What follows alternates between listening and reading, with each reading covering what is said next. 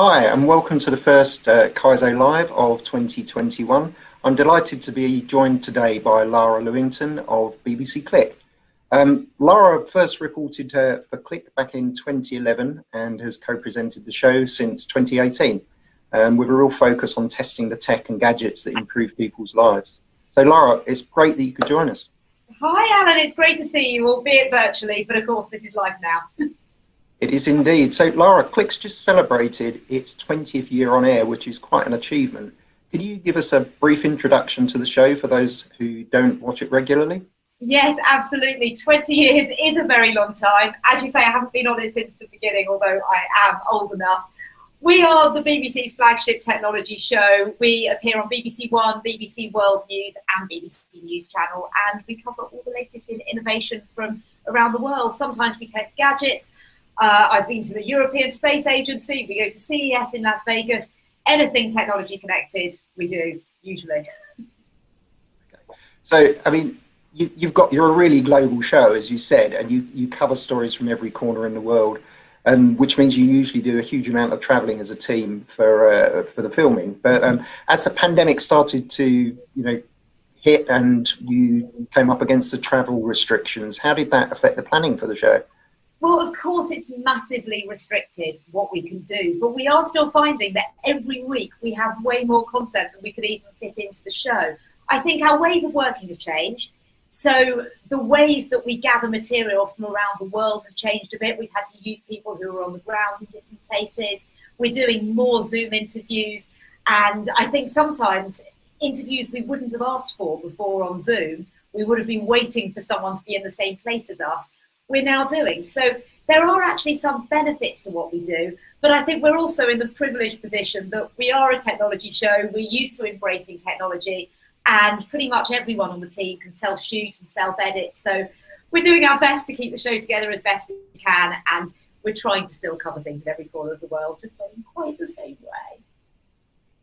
So that shift in doing interviews remotely is interesting, because I think, on the sort of news at 10, etc., it's always been get somebody in the studio or do an outside broadcast, and we're all now really used to seeing very senior spokespeople from government and industry online from home. And you've said yourself there that you've sometimes been able to approach people you otherwise couldn't. Do you think this is going to be something that we will see continue, both in Click and on broadcast news more generally? Yeah, definitely. I think people are learning how to better set up their shots, and even things like we will get an interviewee to record their sound locally as well on a phone, so we can sync up the sound and get better sound than often the microphone in a computer's picking up. So I think we're starting to get those interviews to look better. Not always. I know we do still sometimes see them on the telly and think, why have they got so much headroom? How could anybody film it like that? But I think that there is the bettering of how the interviews look. It's easier to get some interviews, but there is also the acceptance, I think. Obviously, the situation we're in now, people are accepting things looking different. We're just grateful for whatever can be created. But moving forwards, I think everyone, even viewers, may appreciate the variety of interviews you can get, how easy it is, and not even be that bothered anymore that somebody isn't physically with the person that's interviewing them. And we'll all sort of benefit from the immediacy of being able to get hold of people and maybe report a bit more directly. Yeah, that's it. And I guess a lot of business travel will probably be found unnecessary after this. Of course, there'll be times where it will be needed, but there'll be things that won't be so necessary. And also, in terms of time zones, it's something I've really seen this week with CES. CES has tried to cater for every time zone, which is, of course, impossible. But I think I've seen a lot of stuff happening on Eastern time, because that will work well for Europe and for the US, but it's not going to work so well in Asia. So things are balanced out throughout the day. But the thing that I found, especially early on in the pandemic, when we were covering a lot of COVID stories, where they were fast moving, AI being used in tracking the path of the virus, those kind of stories, where I was talking to people from around the world, people were very willing to give an interview at what was midnight their time. And that's something extra that we're getting at the moment. I suppose the nature of what we're doing, people are more willing to give things in their own time. But that's the other benefits of being able to do interviews like this. And you don't feel like you're missing the sort of context from background shots and the sort of establishing shots that you get when you go out on location? I think for interviews, it's a small compromise. For interviews, I don't think it usually matters that much. I mean, as you can see, I've gone through my background. I've given you my click advert right here. I think that generally when it comes to interviews and you're just on a close-up, it doesn't really matter. There's definitely bigger picture stuff that, of course, we miss by not being able to go out and about filming. But I'm pretty happy that we've managed to achieve what we have so far during the pandemic, and that every week we have surplus content. So a lot of stuff has been COVID related. So it's been as a result of what's been going on. There's a lot of technology being used in trying to solve the problem. So obviously there's a lot to cover. But yeah, there are compromises, but I think interviews, it's a limited compromise. Unless anyone's watching this. So, I mean, how have you been able to adapt? Because you've mentioned that you're working from home. You've clearly got the click background there and a good lighting setup. How does the show now work with you and Sven doing the back and forth from home? Yes, it's been quite an adventure. We changed the format of the programme straight away. At the beginning of lockdown, we just packed up kits in a hurry, took them home. Nobody really knew what was coming. We'd seen Italy had gone into lockdown. We saw what could be happening. But we were still really uncertain. So I brought home a click light, brought home the whole kit, and then we established a format that would be Spencer and I chatting, which I think gives a bit of warmth to what we're talking about, because it would be quite hard just sitting on the sofa by yourself to really give the warmth and fun to stuff that we need to, as well as obviously the serious stuff that we need to talk about. So my camera work wasn't great. I had to practice with the camera. I think now I've just about got there. I wouldn't say that I would be sent out to film someone else. I'm not quite that good. But I can shoot well enough that I can shoot stuff here. We fiddled around with the lighting a lot. Getting the lighting right was quite tricky because the natural light kept changing in the middle of filming. And when you're self-opping, you can't keep getting up and down to change the settings on the camera.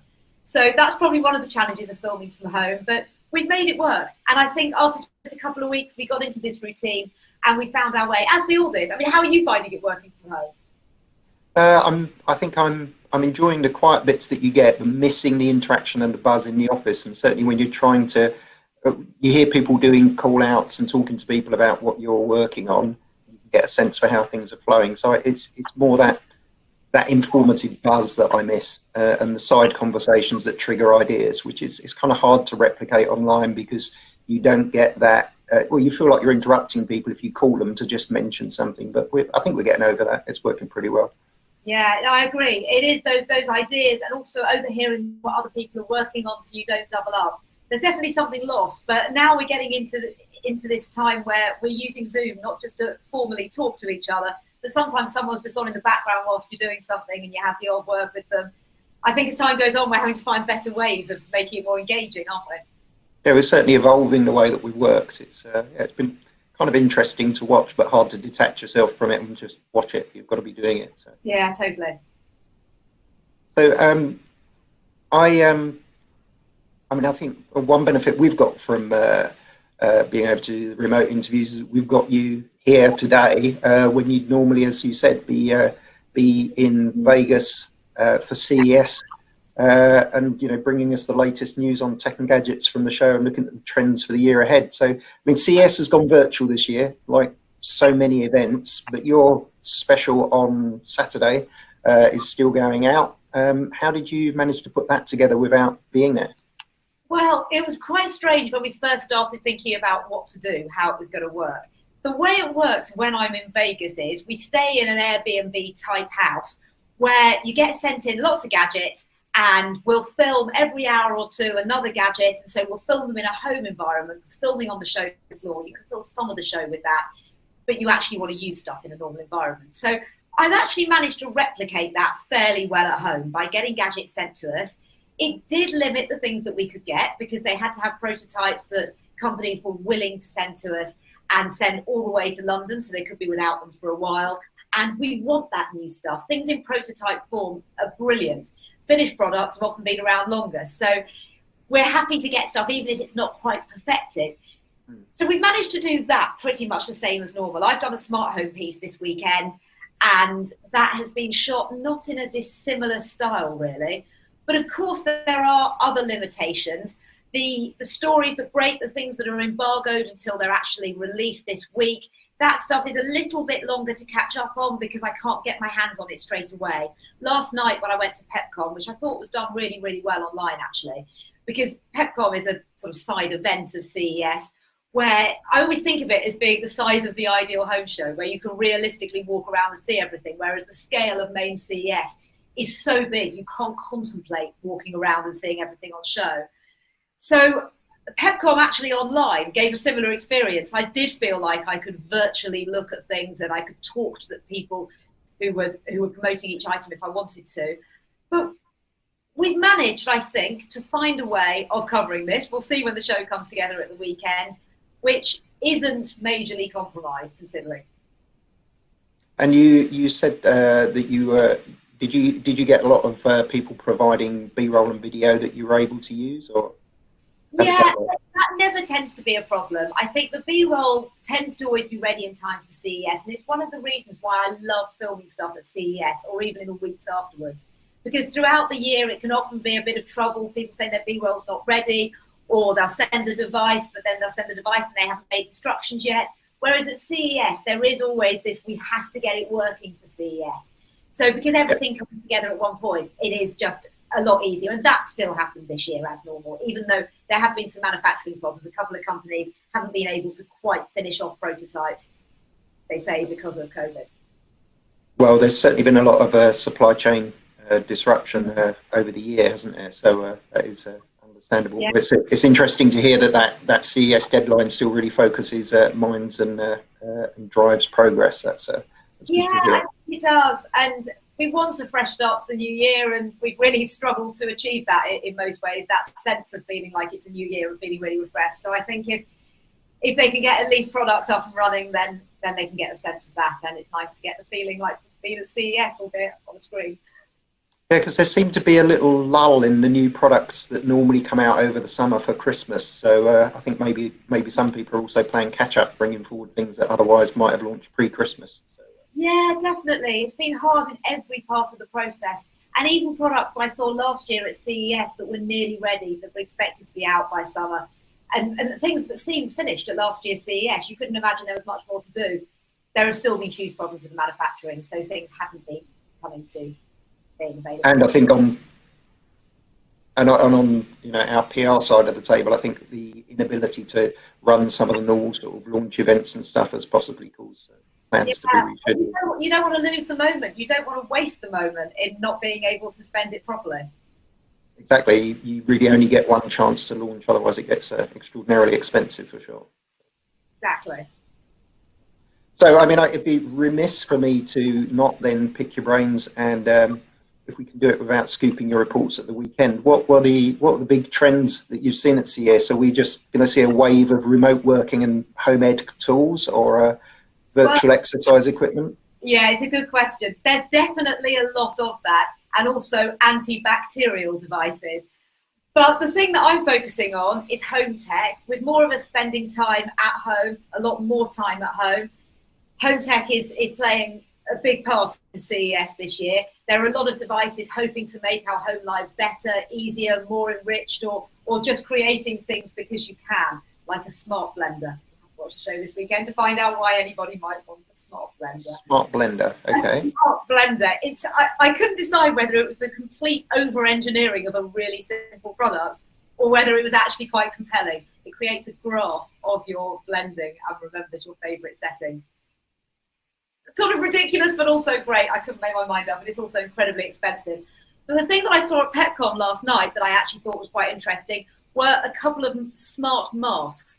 One of them tracking air quality, but as well as tracking air quality, which you could suggest now we're all wearing face masks, we might as well have another function in it. Whereas if you suggested people wearing that mask a year ago, they may have just thought, I'm not going around with a mask. So I could understand how the premise of that could be more interesting this year. But the other thing that I saw was a mask that has earbuds and a microphone built into it, a washable mask, you have to take that out to wash it, with replaceable 95 filters.